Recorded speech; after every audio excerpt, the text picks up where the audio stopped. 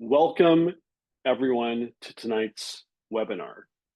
My name is Nevin K, or Nevin Kamath, and tonight's webinar is the 10th episode in our series, How to Become a Leader in the Trump Resistance.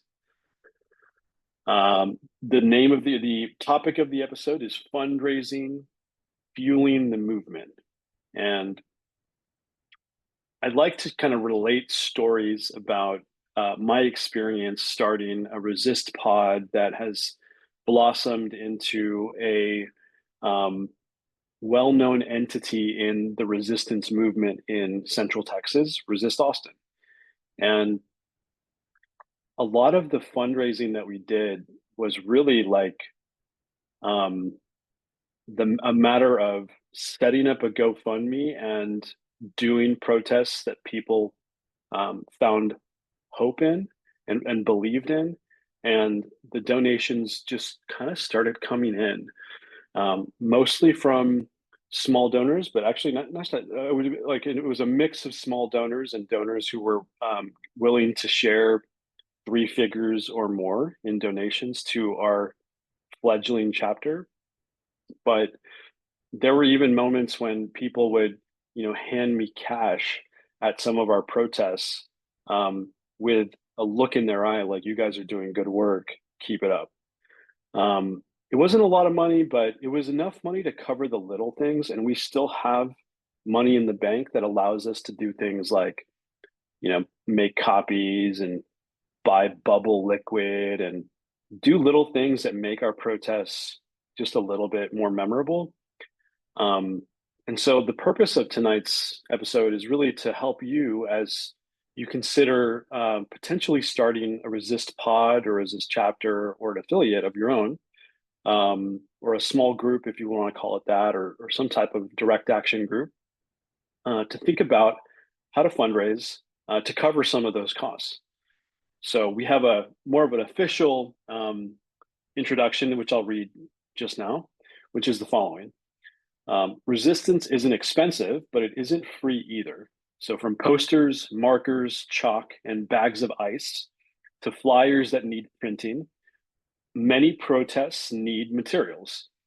And there is optional equipment like water coolers or foldable tables, megaphones, tents, or even bubble machines that can take your direct actions to the next level. But some of these costs do add up.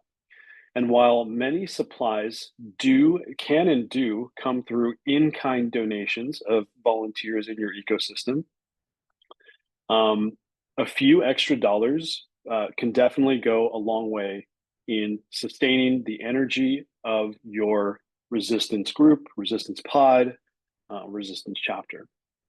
In this episode, we'll explore how to fuel your movement through both grassroots donations and major gifts, and how to do so in a way that strengthens rather than dilutes your group's voice. So a bit about Resist Trump campaign. Our vision is a future without Trump and his enablers in power. Our mission is lawful, nonviolent, civil resistance of Trump and his enablers. Our values are collaboration, integrity, nonpartisanship, and professionalism. And if you would like to know more about the Resist Trump campaign, or if you're new to our space, I strongly encourage you to consider coming to our orientation. We hold that every Sunday at 6:30 Central Time. And it's a great way to learn about this campaign, how it fits into the broader movement of nonviolent civil resistance in the United States today, what makes us different, and how you can get involved.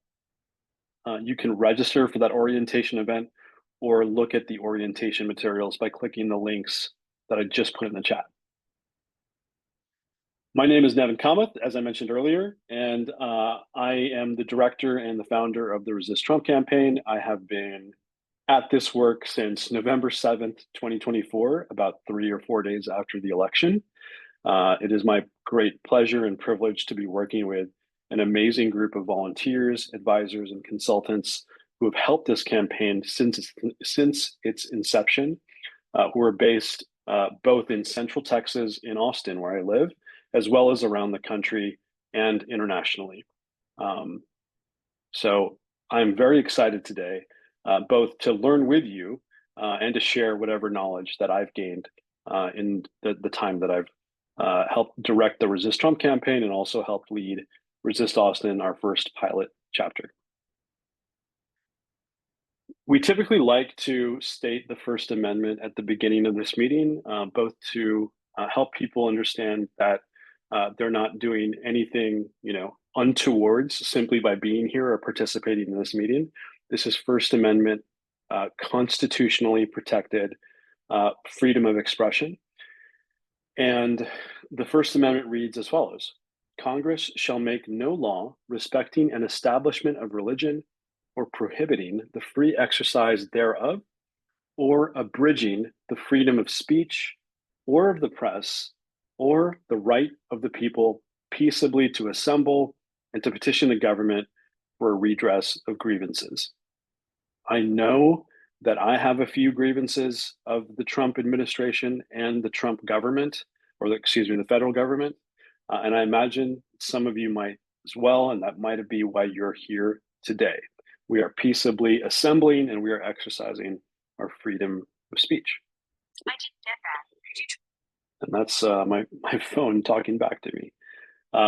So yeah, we are using 2 to 3 of the 5 freedoms in this very meeting, and I'm going to share with you an article that we typically share at this time that illustrates how the First Amendment protects lawful, nonviolent civil resistance, and has done so since for a long time, including during the era of the civil rights movement in the 1960s and 50s. All right. This is more kind of, getting ready material, just to kind of place you in where we are in this series. This is particularly, maybe particularly helpful for newcomers, but it may be helpful for regulars or semi-regulars as well. We have a 12-part series that we are now in the 10th episode of. So we're in the second red box in this little diagram, working towards the third optional assignment, which is to start a resist pod. That is a group of 3 to 5 people committed to direct action on a regular basis. And we aim with this campaign to use everything that we're learning in our pilot chapter in Resist Austin to share that knowledge and that wisdom and that experience with you through free coaching, training, and infrastructure that we're making available to you and people that you share this webinar with, in order to form your own resist pods and help the movement succeed. If you're just now dropping in, you can always take the course from the beginning. We have all of our episodes on YouTube through the last episode, which was episode 9. We also have a Google Classroom that you can enter even now and do questions and assignments to help you work through the content, reflect on your learning, and become more confident in doing lawful nonviolent civil resistance and in becoming a leader in the Trump resistance. Our first 2 optional assignments were to host a get-together. So that's something you might want to look forward to if you're just now kind of dropping in, or running a lawful protest, which is an important rite of passage for any nonviolent civil resistance organizer. Where are we in the series? So we were just in we're doing a little bit more of a zoom in on this slide. In last week, which was episode 9, we talked about advanced media techniques, which can be helpful as an organizer on the ground with things like writing press releases or producing videos for your social media accounts, working with graphics designers who may be volunteer activists in your ecosystem, working with video editors who also may be talented members of your community. So we talked about that last week, and that was a great episode. I really enjoyed it. The 2 topics are really storytelling and this roundtables of media creators. Today, we're going to be talking more specifically about grassroots donations, which is like a form of donation mechanisms that we'll ask one of our speakers about today in further depth. And we're also going to hear from an expert on major gifts, which In my research, kind of gets defined differently in different places. I consider a major gift for a resist pod to be like three figures, like $100 and or more. Sometimes that I mean we've seen in Austin gifts as large as $800, and that has really changed the game for us in terms of giving us the ability to rent a small storage unit or purchase like a table, that foldable table or things like that, and given us quite a bit of buffer room in the bank to think about the fact that we can, run protests for, some measure of time in the future and even expand the number of protests we do and not worry about the little things like buying a bag of ice or making copies or paying for little pieces of swag like buttons and things like that. So it definitely does grease the wheels, and both forms of donations are like so important, and that's why we're trying to share this information with you today. Next week, we'll be talking about advanced organizing strategies, and we're going to have a great speaker, Joe Worthy, who leads the Strategic Nonviolence Academy. We haven't aligned on the exact topics, but I think it's going to be a really interesting conversation. So today, we are going to be talking again about grassroots donations and major gifts, and we'll use our typical format where we do we hear from a speaker either through an interview or the speaker will lead with prepared material. We'll follow with 3 to 5 minutes of Q&A from the audience. So feel free to drop your questions in like throughout the talk. The Q&A is open now, and if you have questions for our speakers, either I'll pull them in while I'm talking to them, or during the Q&A we'll pull them in. Then we'll follow with a breakout group, so you can kind of like play with these concepts with other peers who may be experiencing similar challenges or thinking of or having similar plans, and we'll help facilitate those discussions as well by putting a facilitator in each room.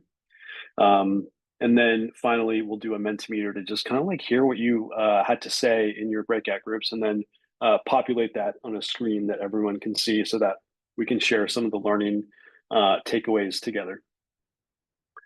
All right, so we are now on to our first speaking segment, or our first expert segment, I should say. And now we're going to be speaking with Tim Ellis. Tim specializes in digital organizing. I should say he's a staff partner at Social Movement Technologies. He specializes in digital organizing, data and list management, and creative low resource campaigns. He got his start in campaigns on the Bernie 2016 Persuasion team, after which he served as the lead coordinator for the Rock Against the TPP International Concert Series, a campaign manager and a union organizer before finding a long-term home with Lead Now, a Canadian digital campaign organization. Sorry, just one second. Yes, that's right. There, Tim activated 500,000 Lead Now members and led some of Canada's largest and most innovative campaigns to win on emissions, drug access, and to build mass counter-narrative campaigns against the right. Since leaving Lead Now, Tim has focused on countering digital disinformation and teaching the next wave of progressive organizers with SMT. We are very privileged, in my opinion, to have Tim join us today. Tim, thank you so much for joining us for this conversation. Thanks so much for having me. Glad to be here. Sure. Well, I'm going to go ahead and set a timer and also stop sharing so that folks can see us a little bit more easily.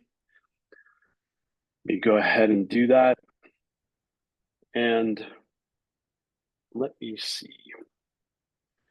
So let's talk a little bit about your experience, Tim, if we can, with grassroots fundraising, which I don't think your bio very directly addresses, or at least not the bio that I shared just now. What is your experience with grassroots fundraising that you can share with us today? Just in general, kind of like what does your body of experience look like? Yeah, a lot of it comes down to the work we did at Lead Now, which was grassroots organizing, but that was fueled by almost entirely by small dollar donations, largely raised through email campaigning, and just activating our list and asking them to chip in for different elements of each campaign. and that's how we powered it. Nice, cool, very cool. So, did you ever encounter people on the ground at events that wanted to donate and ask for ways to do so? And if you did, like, where did you direct them, and how did that work? Yeah, absolutely, all the time, which was great. The sometimes you could just take cash, but a lot of the times you just point them to a website. We had later on we would develop a QR code, and we could just show them like, here, scan this, and you can go right to the site to donate and do it easily that way. Nowadays, almost everyone has a cell phone, so that works out pretty well.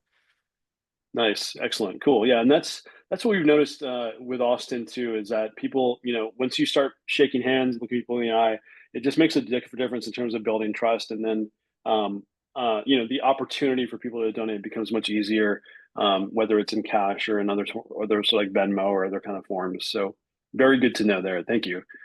Um, in terms of like motivation, I'm curious about a little bit about the psychology of donating. So what do you believe motivates like people in organizations to give $5 or $10, and how can movements like ours kind of tap into that energy?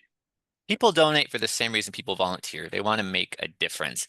And in a lot of ways, it is the same kind of ask and the same kind of psychology. So to inspire people to donate, you want them to see why it will make a difference. So we try and be very clear about what we're asking the money for, give them a tangible outcome, and connect any of our donation asks back to our main theory of change. So if we're asking someone to donate towards a blimp, towards a billboard, we want to make it very clear that this is why we think this will have impact. It's going to directly affect the senator or the person with the power, or it's going to help us to reach X number of people who are voters in a certain district. One way or another, be very specific about why this can actually have an impact. And that makes people feel good about donating. Another element of it is the urgency. It's very easy to say like, okay, I see how this make a difference, but if it can happen next week, I'll do it next week. But if you make sure people understand the timeline, actually, we need to make a difference right away, build up that urgency, that helps to prompt people to give right away.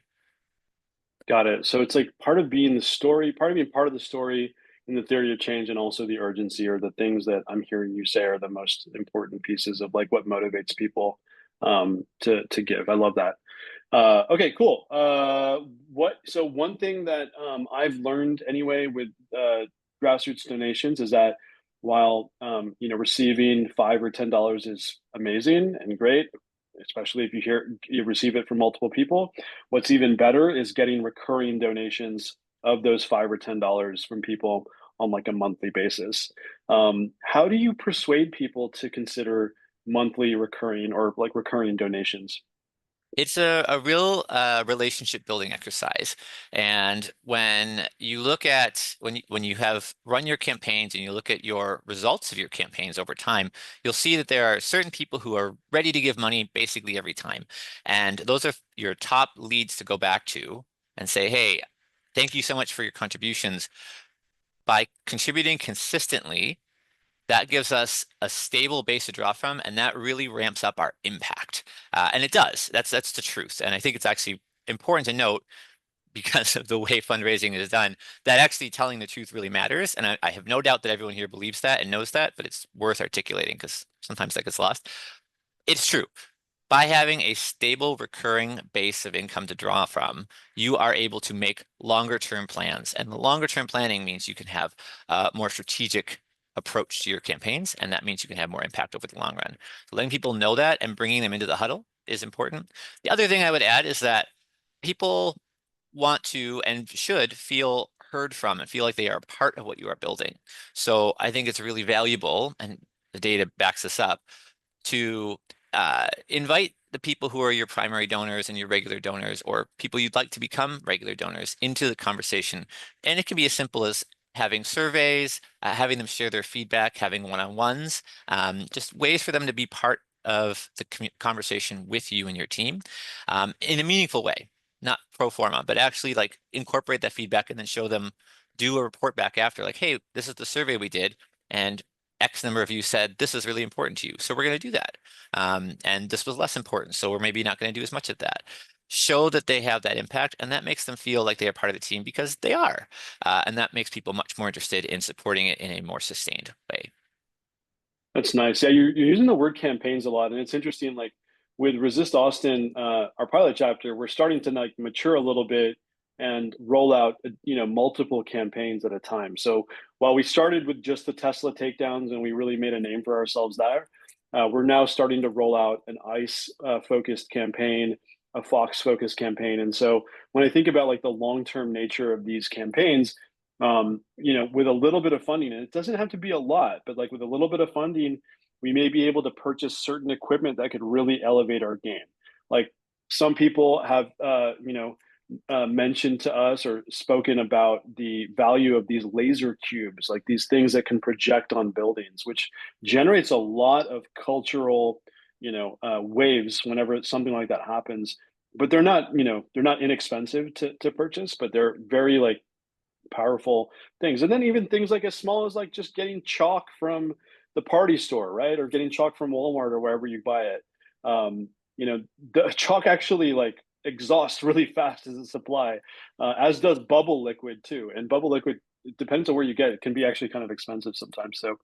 Um, so that's very helpful. And then I think another thing that you said was like kind of bringing people into the fold and like where we are with Resist Austin. And I know now everyone's in a different space, but like we're starting now to kind of survey people in our different spaces, like whether it's like a Facebook group or in the Discord channel. Um, but yeah, we're acting on that feedback. We're trying to go where the energy wants us to go. Like what are the focal points people want us to focus on, and then like Ice and Fox, and now we're kind of building campaigns in that direction. We haven't quite like aligned all the pieces with like fundraising and surveying and bringing people into the fold, but I feel like we're kind of building something that's starting to look like what you're describing as like a mature campaign. So just a Yeah, little reflection on that. yeah. If I can build on that, that's great to hear, and that is spot on. Like the as you roll out different campaigns, you have multiple campaigns, and as you grow your group of people in your email list, uh, keeping track of the kinds of actions people are taking and the kinds of campaigns that they're interested in and actually engaging with helps you to craft your donation funnels as well, because then you can say, okay, we've got 100 people who are super into the anti-ice campaign. If I'm going to do fundraising around a tactic or a tool for the anti-ice campaign, that's your people to go to first, and that's your people to go and report back to after and say, look, your money went to this. Your money went and was used for what you want it to be used for. So keeping track of the engagement allows you to better segment your asks. And then you're also not going to someone who is more interested in, say, a climate campaign and saying, oh, we spent your climate money on an ICE tool. You want to make sure that you're showing them the results where that matters to them. Um, and as far as analyzing the energy of where they're at, like seeing where that, if you do two different actions and one gets 100 donors and one gets 20, that is useful information about where the energy of your team is. And it's good to be realistic about that and responsive to that. So it's worth keeping track of those analytics over time. Just a basic spreadsheet is enough. So you can see where the energy is shifting and going and try and, to some extent, you're shaping it, but to some extent, you're following it. It is a back and forth. Cool. Very cool. Thank you. All right. So I've got another question about like balancing asking for donations versus asking for in-kind contributions. Like, people like I think you can use this one website. It's called like So Kind Registry, where people can donate like megaphones or yellow vests or other types of like equipment and supplies that can be very helpful. How do you think about that? Like, is there a difference? And if there is, like, how should you navigate that at all? There is the biggest difference is just logistically, because when Yeah, you're talking about in-kind donations, now you've got something to keep track of. The money is very fungible; you can use it for anything. If you're talking about megaphones and that, you've got to know like where is the megaphone? Does it have batteries? That can still be really worth it because a megaphone can be expensive. So if someone has it, it's great to ask. It's also a good way for people to feel very included. My biggest advice for that is if you're going to ask for in-kind donations, like just have a clear process for how people can say, I've got this. And for you as the organizer, whoever's organizing, to know which needs are met and which still need to be met. So you don't wind up with 10 megaphones, but no trolley and no batteries. So it's just another logistical hurdle to clear, but it can be quite powerful if used well. gotcha. Yeah, it's making me think that we're having a couple of protests this weekend, and having like a QR code that could link to either like a Venmo or like a So Kind registry or both. Seems like it would be a good thing to share in the very near future. It's so funny. Like we just rolled out our Tesla takedown process, and that we really had like a few what I would call major gift donors of like several $100s each that just gave us like a buffer that we're just kind of still slowly drawing from. So it sort of it discounted the need to like fundraise at that time, but now we're kind of getting back to the point where we need to think about it. So just kind of interesting. So another question that I have, and this may be a little bit more challenging for you, Tim, maybe not, I don't know, is the following, right? So grassroots fundraising is very empowering, but it can be limited in terms of like financial scale. How do you respond to people who say that movements cannot succeed from grassroots donations alone when they are competing with, billionaire backed entities? That's a good question. I would say there is some evidence to the contrary. If you look at Bernie's campaign, both times, 2016 and 2020, primarily funded through grassroots donations. Now, not everyone's Bernie Sanders and has that list, but it's worth remembering in 2016 when Bernie started, he had like 1% name recognition. Like nobody knew who he was. It was a like an issues campaign at first. It wasn't until like March where we were like, oh, we might win this thing. And that was because of the growth. There was that energy, and that small dollar donation really fueled that. So the capacity is there, I think. Certainly, it made like Bernie's campaign competitive. At the same time, we didn't win, so I don't know if we've proven that yet. But I do think there is a lot of capacity to do it, and I also think that hate to reference this one, but Donald Trump in the first time did have a lot of small dollar donations as well. So there is a lot of power to it. Um, it is a numbers game though. And when you're talking a national campaign, that's a little different than you're talking a local campaign. It's a little bit harder. Um, but I believe in the long run there is enough potential to it that it can get us there, even up against the billionaires. Gotcha. So we've got enough examples like Bernie and others, maybe like Beto, maybe like others who have done small donor donations. I think even Barack Obama had a significant component of his fundraising in small donor donations. Even Donald Trump, to where maybe it's a effective retort to that claim that you can't compete with the billionaire backed entities. Interesting. All right. So last question for me is this, like, do you have any words of advice to an organizer just getting started with the Resist Pod on how they should think about fundraising from grassroots donors?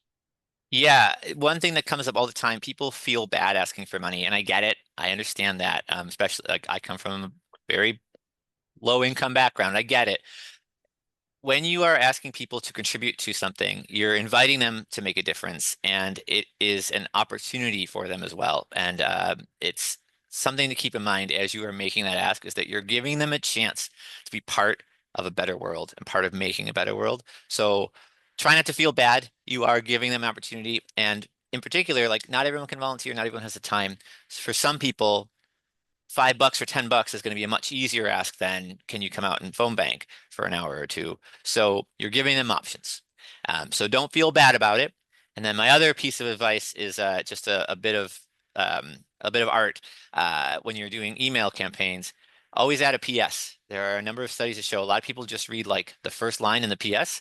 So put a PS in there that recapitulates your ask with a link to the donation page, and some percentage of people are only going to see that and may follow through. So you'll actually see higher conversions from that.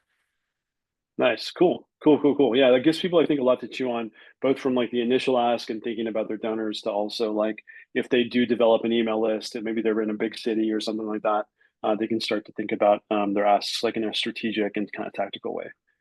So thank you. That was a very helpful and enlightening conversation, Tim. As usual, I always gain something talking to you, so thank you for joining us tonight. We're going to shift a little bit right now, and I'm going to go back to sharing my screen, and we will go into a breakout room in just a minute, folks. Thanks again, Tim. Let me go ahead and pull up my screen in order to do that.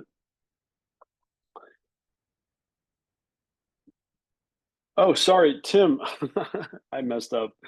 We were supposed to go in Q&A. Tim, if you're still with us, there you go. Okay, cool.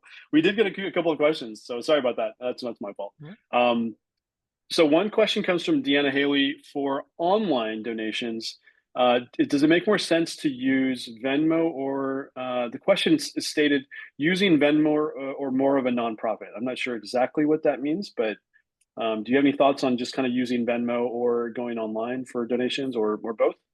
Uh, I'm not 100% sure I understand the ask, but in general, like, and also I don't use Venmo, so I'm not too familiar with it, but I will say Mm, typically people when making a donation, they want to have a trustworthy donation link. So if you have most nonprofits or most campaigns will take donations through something like ActBlue or Stripe or one of these vendors. I think Venmo would be fine. Even like what is it, GoFundMe or one of those can be fine as long as there is transparency or some kind of accountability. And that's why it's actually really important to follow up. People do a donation and then you use the donation. It's always, always, always worthwhile to do a report back after the fact saying, hey, we spent the money on XYZ, so we did it. We did the thing, and here's the impact we had as a result. And so that way, as long as you're doing those kinds of best practices, then the platform, I think, isn't going to be too huge a difference. gotcha. Okay, thank you. Very helpful. I'm just going to go through these in order. Another one question from Deanna that I think is very relevant to what we're dealing with or what we're experiencing in Austin is the following. I've seen other indivisible groups ask for a donation for t-shirts or stickers, and that motivated me to donate.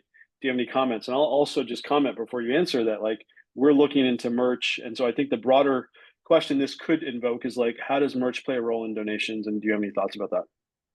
Yep, absolutely. It's another tactic. And I mean, it's a similar thing. Like if you're saying you're going to donate and it gives us a chance to buy 10 lawn signs, then that's one thing you're like giving them. But another thing could be gives us a chance to give you a sticker. So it's the same kind of thing. You're presenting them with a tangible result for their donation. Absolutely, it works. It can be a little bit of a hassle. I've certainly spent some time stuffing stickers into envelopes after one of these campaigns before.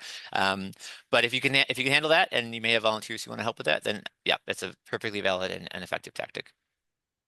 Nice. Yeah, and I think we're looking into some online merch stores from the Resist Trump campaign to make it easy, not only for the campaign, but also for pods and chapters to sell merch branded with their local, group's name. That's great. Thank you for the question, Deanna.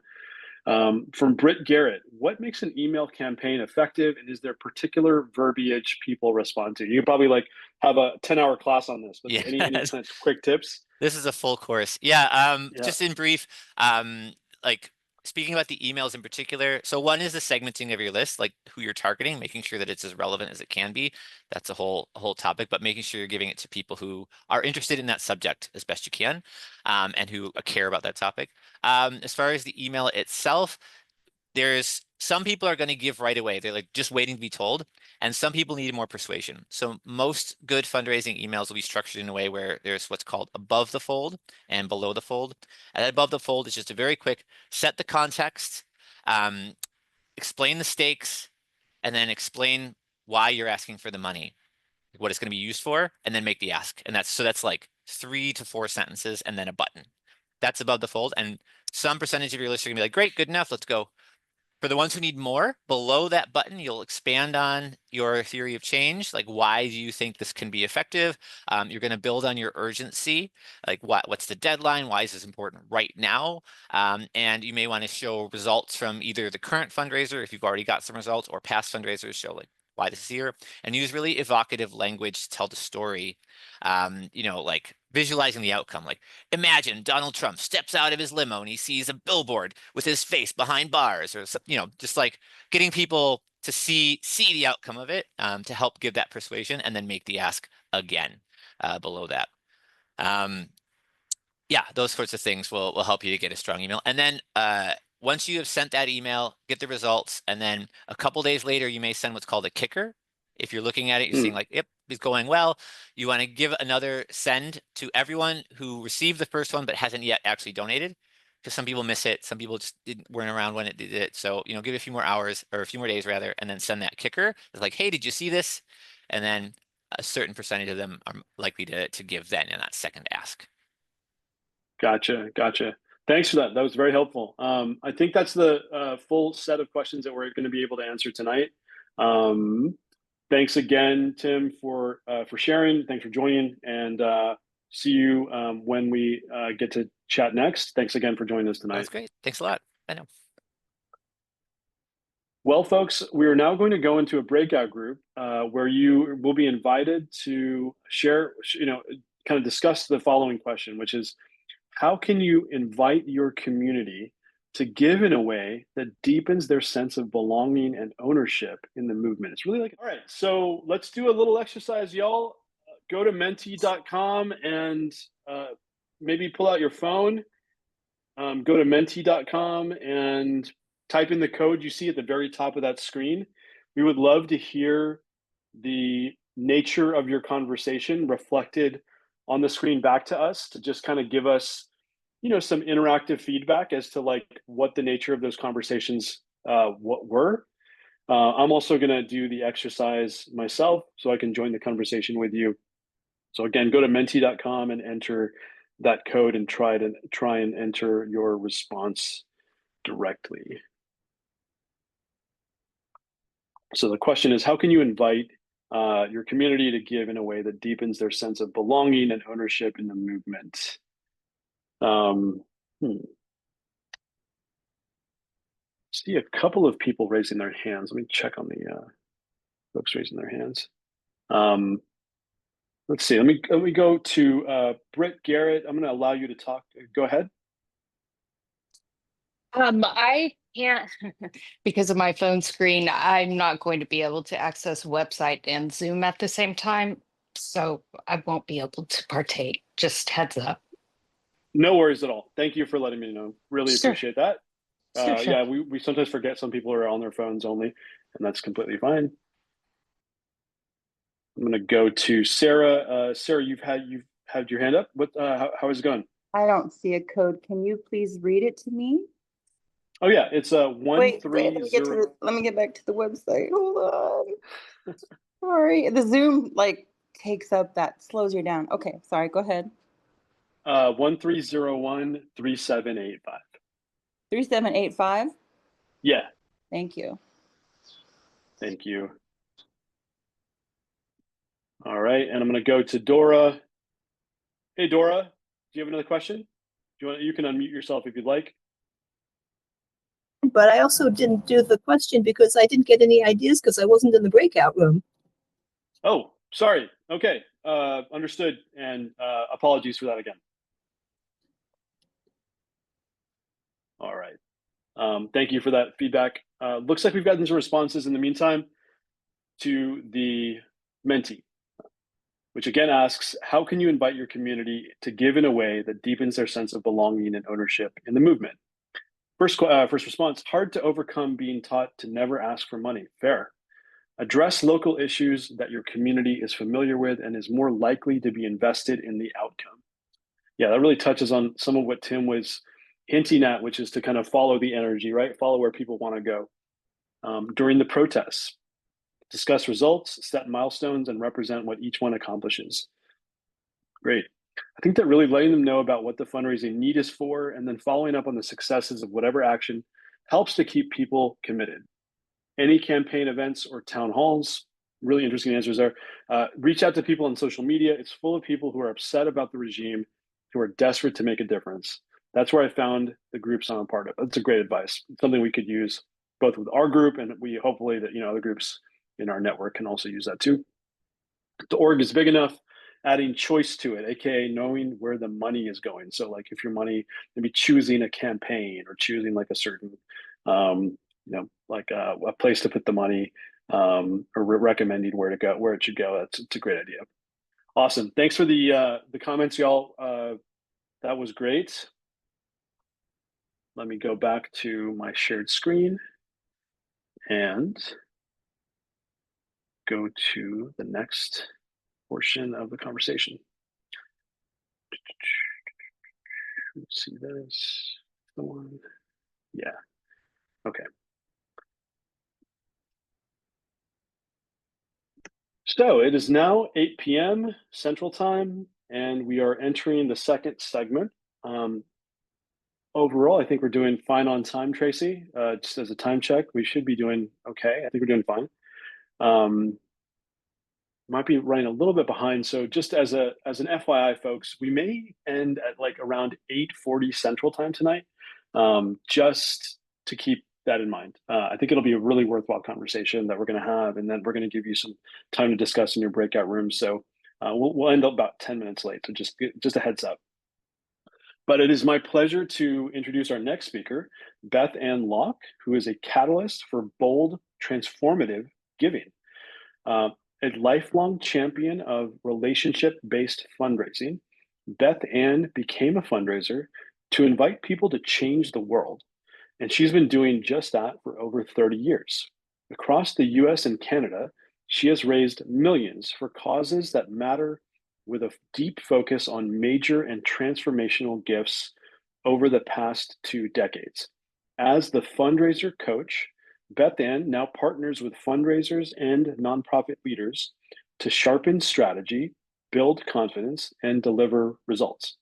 Through her coaching and strategic counsel, she equips changemakers with the tools and language to engage prospective major donors and inspire them to invest in a more just and equitable future.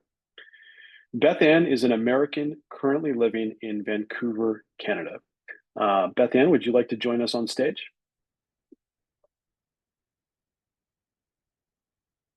Tracy, would you want to check if Beth Ann is having any trouble backstage?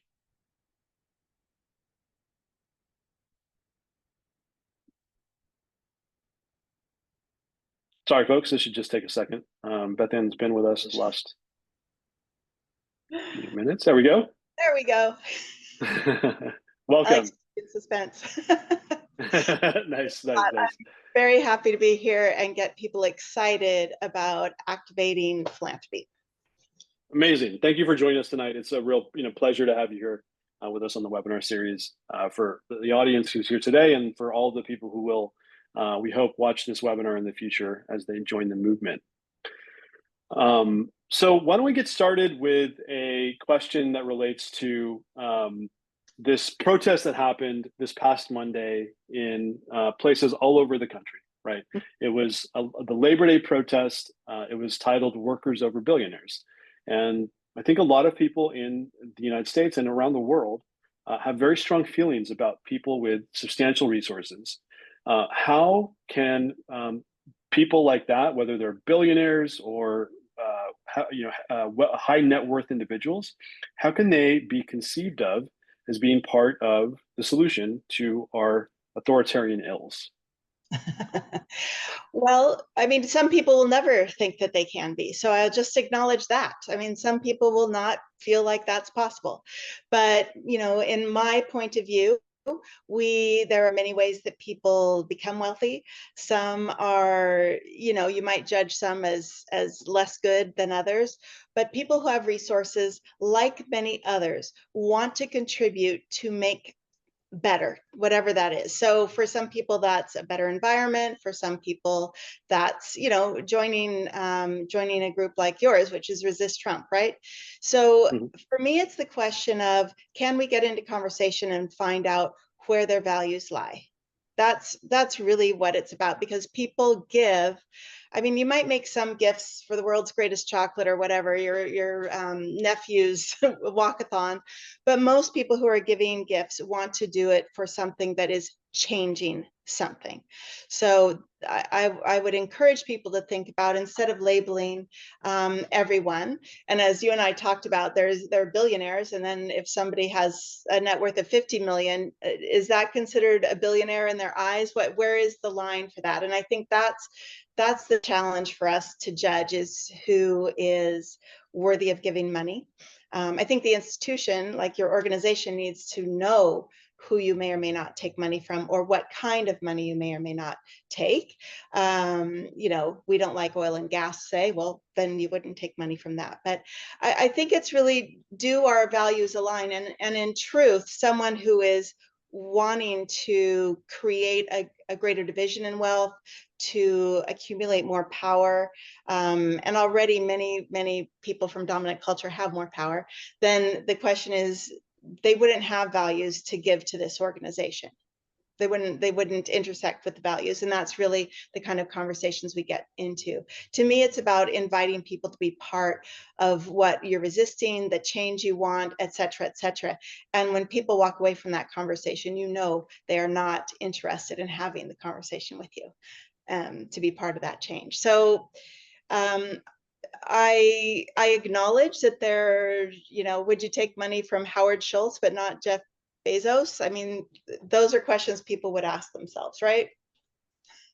Yeah, yeah, for sure. Yeah, and I will have to reflect a little bit that some of those early donations that came in to Resist Austin, our first pilot chapter, were really transformative, and they were three-figure donations that allowed us to pay for legal fees, which is not inexpensive by any means. Right. Gave us a buffer to acquire equipment like water coolers and megaphones and things that really aided our activists on the ground in making really meaningful protests. Uniforms like yellow vests and things like that, we were able to do largely through the generosity of a couple of three-figure donations early on in our history and our evolution. So definitely it helped a lot. And I think something that important that I heard from what you say is that it's you didn't actually say this, but I think what I took away is that it's not always appropriate to just categorize people by their net worth or whatever in broad strokes, or kind of painting people with broad brushes. What's really important is kind of the values underneath the surface.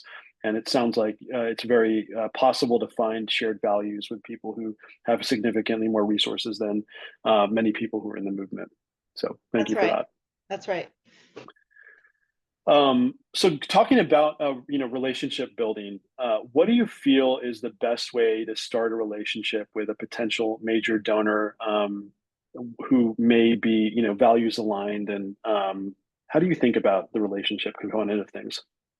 Well, uh, I mean, I doubt somebody's going to be driving up in Maserati to have a conversation with you. So the first thing we do is we think about how we can invite people to be part of the movement. I mean, that right there is what the question is. And then how do they want to do that? I mean, you guys talk about being in protest, training. You have a lot of variety of ways people can become activated. And one of those for some people is going to be by making a donation, because they have resources that they can give. And this is an important tool. And perhaps they don't have time. It may be judgmental to say, well, why aren't they coming out to protest? But it may be that that's the tool that they want to offer. So for me, it's always about a question such as, what brought you here today? And maybe the person says, I'm always here. Who are you? But usually if it's somebody new, that's how you can enter into a conversation. In that handout, and I put a couple questions like, why do you think it's important for you to be here today? So that's really bringing in, what is the urgency that really activated you? Because we're people who make decisions around emotions. We talk about logic, but 90% of human decisions are made on the basis of emotion. And a lot of what's going on touches those. It's fear. It's it's greed, but sort of the opposite of greed. It's hope. It's hoping for there's more salvation for what we're doing with democracy. So there are a lot of things that can get activated, and somebody may come here for a reason that's slightly different than yours, but yet a still legitimate reason, because what the Resist Trump movement encompasses are many, many pathways in to be part of it. The most important thing I ever want somebody to think about is, how can I invite somebody to be part of our change? And that's where a conversation can start rolling. What brought you here? Did someone bring you? Did you come with someone? All those are good conversation starters. I love it. And it sounds like, genuine, authentic curiosity is what you're Yes. driving towards. I kind of jumped the gun a little bit, because one of the questions I'm quite curious about is qualifying potential major good donors, because it's not that obvious when people come to a protest, if they're wearing, a t-shirt and shorts, like that they may be capable of giving you a three-figure gift. And many of the three-figure gifts that we've gotten in Resist Austin have come from fairly unexpected donors, if that makes sense. Like people who aren't wearing the bling bling or driving the Maserati, but they have access to cash and they're That's right. willing to share it, you know? How That's do you right. qualify people, and how do you even assess whether someone could give like that? Well, by asking why they came here and what's most important for you to do as part of the movement. Think questions like that, and listening. Listening is a really important thing to do. Is they might say, well, I came because all I have is my time to give.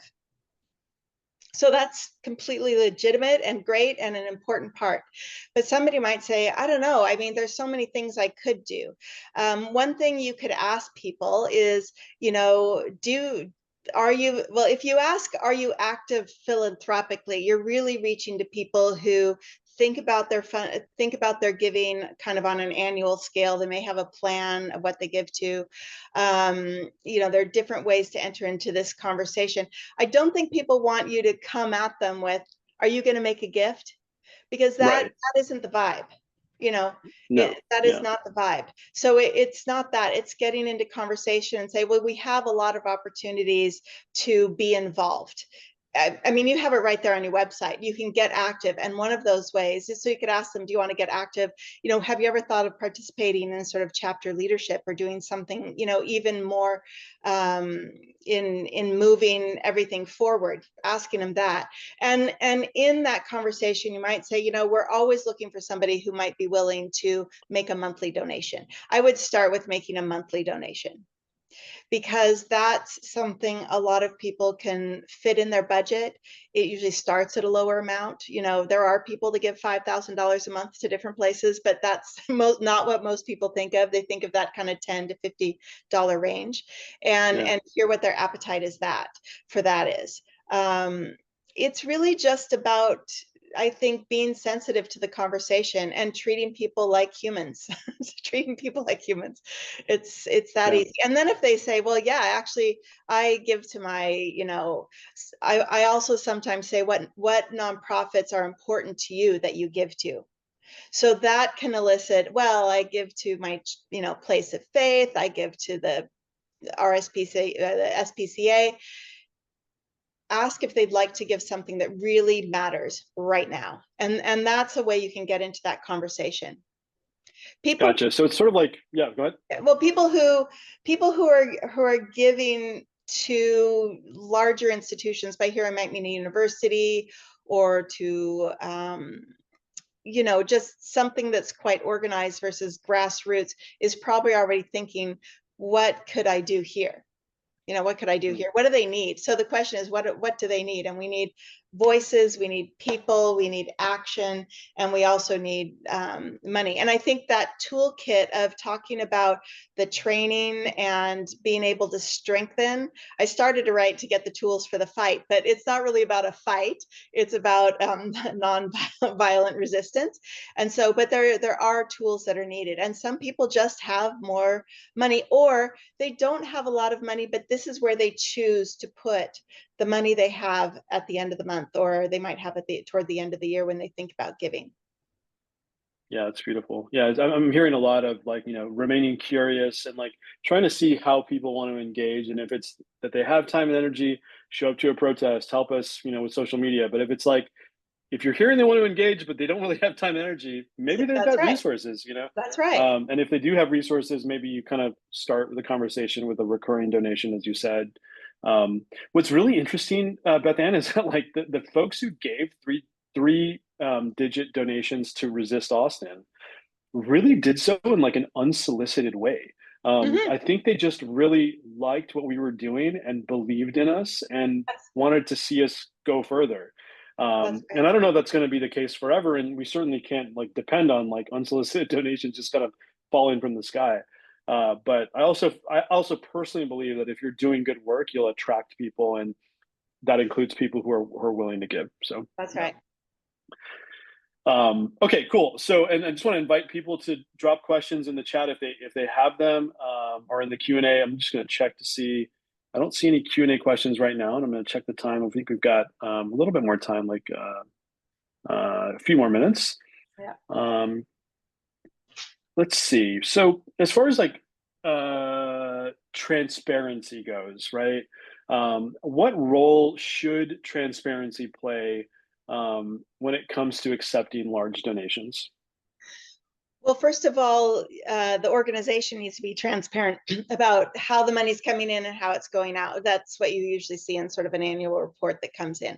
So in some ways, that's incumbent about receiving donations. I mean, you guys have IRS status. So what donations have come in, and then how were they dispersed? So that's at one level part of the organization. But if we're talking to people about joining us and considering a gift to join us, it's also part of, you know, not being afraid to have those conversations and making sure we get their contact information so that we can report back to them, so that we can thank them, that kind of thing. Now, some people might say, hey, I've got $50 in my pocket, just take that. Fine.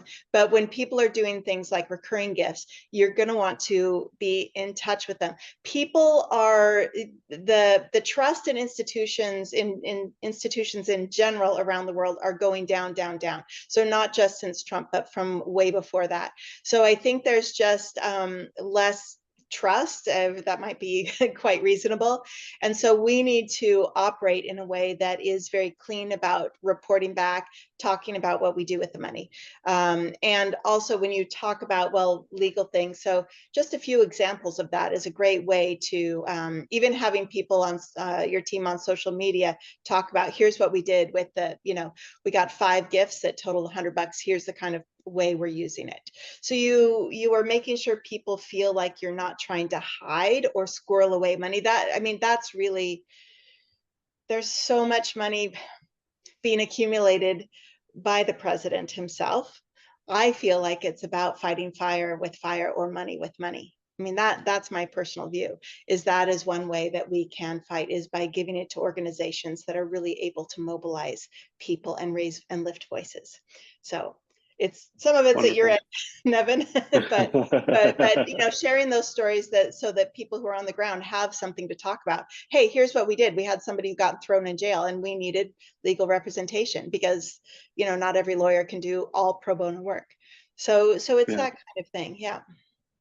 Yeah, that's wonderful. Yeah, so being kind of transparent about where the money's going and not necessarily breaking out in terms of like, here's where the big donor money went, here's where this went, or like, or that sort of thing. And maybe also being, you know, treating folks, you didn't actually say this, but in my mind, you know, giving people strategic access in an equitable way, not just in a, like That's a, right. in a leveraged kind of way, right? So like your volunteers who show dedication and time have just as much or even more right to the strategic conversations as your 3-digit or more donors, right? Absolutely. Absolutely. I Yeah, mean, to me, volunteers are giving the one thing we can never get more of, which is time. Time yeah, and health are the 2 things we can't replace. Money for many people can eventually be replaced. So thinking about that in a different way, that for some people, they continually think about how money is working and how they can replace it. So that's why, you know, the dirty secret about fundraising is people with the least money give the highest percentage of their income. So yeah. We talked somebody about that. who's Yeah, making, you know, 50, 60, 70,000 is giving a greater percentage when they make that $300 gift than somebody quite wealthy. And we can see how that plays out all the time. yeah, yeah. Okay. Whoops, got a little note that we're close to being out of time. The last thing I wanted to ask you was about the resource that you created for us. Would it be okay if we just briefly review it, Sure. Beth Ann? Yeah, happy to. And then Brittany Um, has a question too we can answer. But yeah, pull it up if you wish. yeah, for sure. Yeah, we'll go into Q&A immediately after this. Just Okay. 1 second. Go see if I can share my screen again. Yeah, folks, Beth Ann has created a resource that we have put into the Discord and that we may be able to share to folks in a follow-up email. We may also, you know, put it somewhere where Beth Ann is comfortable with us putting it, like maybe on our website or something like that. Yeah. But we have put it in the Discord for sure, and we're likely to also put it in the Facebook group that people can join. So Beth Ann, do you want to just kind of quickly walk me through this resource? Sure. I just wanted to have what I call some conversational stepping stones. And, you know, I've already been using and relying on some of the beautiful language that you have on your website. So Thank you. I think it's really about inviting people to get active, or, some people may not know what you're doing. And I think that's a great conversation. You know what I'm spending a lot of my time on right now? It's the Resist Trump movement. Or, you know what I'm doing next week? And I'd love to have you join me. We're going to drive out to this town or city and we're going to join them. So that's an easy way. So if you scroll up, it's really, to me, large donations are all gifts, and that's our talents as well as our money, are important. And so I've just given you why does it matter, and I recognize that some people would have a real hard time thinking about asking someone for a very large gift, but really, I'm just asking you to engage them in a conversation that is authentic and see where it leads. So, like I said, 90% of decision making is about that. Here are just be curious. So these first 5 phrases are all about, what brought you here today? Why are you here? What feels most important? What's scaring you the most? Can even, you're eliciting those feelings. And again, a phrase like active philanthropically may not roll off your tongue. It's kind of creepy, like, are you active sexually? But it is going to have people know right then, this is going to be a little conversation about a donation. If you've been connected by somebody, sometimes people will have an intermediary get in touch, somebody who has an assistant call or something like that. So I'm so glad that Dana connected us. Tell me what's on your mind. So again, it's not directing the conversation, it's hearing what's coming up. One, because people like to talk about themselves, let's be honest. But second of all, you're going to discover so much more about what's bothering them, what they want to fight against. And that's your inroad to have a conversation about what the movement is doing. And then always, you want to know how you can get back in touch with them. So a conversation on the street is great, but you need to know how to get back in touch. And then, hey, thanks for telling me all that. Here's what we're doing right now. Here's what your concerns are. Want to stay connected. What works best for you. So we're putting ourselves into what feels most comfortable for that person. Is it usually isn't a phone number. So it could be email, could be some other platform that they're on. You can connect with me at, Insta or one of the other ones. So these are just ways. And then, for people who are having intermediaries, talk with them, which some of your bigger donors might have that. Yeah, absolutely. Cool. Thank you so much. That was really great. That was really amazing that you created that for us. And again, folks, if you want to find that, try to find it in the Resist Trump Facebook group or on the Discord. That's where we'll definitely put it, and we'll try to find other ways to get it to people if they still need it through other means. Let's go to the Q&A. As we noted that at least one person has a question. Looks like Brittany has asked, how often do you make a relationship with donors? Do you have thought about that? Yeah, so in terms of let's just say, usually as a person who worked in fundraising, my relationship is that of as a connector to the nonprofit and being their representative to help them with their giving. That's generally the relationship I have. Some people do become friendly with you. Do I meet a lot of people in what I was doing? No, but when you're working and meeting someone on the street, you may connect with them. You may just be like, oh, you're left-handed, I'm left-handed, and we both resist Trump, right? That is how people can find connection. But for me, the connection is for the person who's giving to the movement or the organization. So I don't try to buddy up with people. To be honest, I'm not in the social class. For me, most of the large gift donors, for me, that's sort of people that are giving between, 10,000 and 5 million. So we're talking about a wide range of people. So they're not people that I am in that social circle, and they know it. So I'm not trying to buddy up and pretend that I don't know. I wear very expensive clothes, something like that. So it's it's really for me, it's being the conduit and just thinking of it that way. And I am friendly. In my job, of course, I would keep in touch and report back. Having a conversation with somebody, you may be pointing them to a website or showing them on your phone where they can make a gift, and you may not have an ongoing relationship with them in that way. Or you might say, hey, if you're going to the next protest within, this area, let's get together and do it again. Beautiful, beautiful. I think we're probably out of time for questions, unfortunately. That's okay. Thank you so much again. I'm going to shift our conversation a little bit, or I guess shift the webinar a little bit back to the next portion that we're going to try and talk about, which is the breakout group. So before we go there, I just want to thank you again, Beth Ann, for coming and speaking with us. It was a lovely conversation, and I'm so grateful that you were able to share some wisdom with us tonight. Of course, of course. I want you to have all the luck, all the support, and all the money that you guys need to keep growing. Thank you. Thank you so much.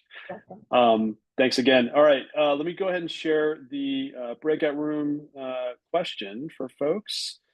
And the question that I'll put in the chat this time, which I didn't do last time, I apologize for that, is the following. Picture meeting a high impact donor at your next event. How could you invite them deeper into the movement while making sure grassroots energy stays at the core? Welcome back, everyone. Richard and Tracy, if you could go on mute or go backstage, would appreciate it. Thanks again, folks. I think we're going to call it tonight. We're not going to do another Mentimeter, just in the interest of everyone's time. It's been really a pleasure hosting this webinar tonight and having all of you join us. I have a couple of things I want to announce prior to our leaving. One is, the Google Classroom remains a resource for folks, and we really invite people to engage there if they want to deepen their learning across this course. The Leadership Lab is an event that we do on Tuesday nights, which is a great place to plug in and refine and sort of help us improve the course. Think of it as almost like, I don't know, just like like a lab, like it's like a lab. It's really what it is, where you're like practicing some of these skills a little bit more deeply. And then the Discord is a great place to plug in and build online community and extend some of the community that you're maybe building in the Google Classroom or in the breakout rooms. So do consider joining those, and I put the links to those in the chat. Next week, we're going to be talking about advanced civil resistance and organizing strategies with Joe Worthy, who's an expert at strategic nonviolent civil resistance. I think it'll be a great talk, and for those of you who are interested in starting up resistance pods or grassroots groups of your own, this could be a really interesting conversation to think about long-term where your group could go as you kind of, maybe spin out campaigns or just do things like escalating actions that really draw attention to your opponents in this movement and allow you to be more effective. So that's going to be the next episode. I think the one slide we want to share after this is just our social media. You can find us on Facebook, Instagram, YouTube, Blue Sky, Meetup, and Discord. And not only are those places where you can find us, but please keep in mind that you can share those with other people. And that helps the movement. It helps us. If you like one of those platforms and you follow us, please do like, share our posts, because it goes a long way. Even like one spreads the word and makes it more well known in the broader public. So I finally just want to thank our speakers tonight. We were blessed with some great speakers: Tim Ellis, Beth Ann Locke. I want to give special thanks as well to our breakout room facilitator, Carolyn Barclift, Richard Presida, my co-moderator as usual, Tracy Adams. Thank you so much. And then I finally want to thank all of you who joined us tonight for this very interesting and informative conversation. Thanks again, y'all. Keep fighting, and we'll see you on the next one. Have a good night.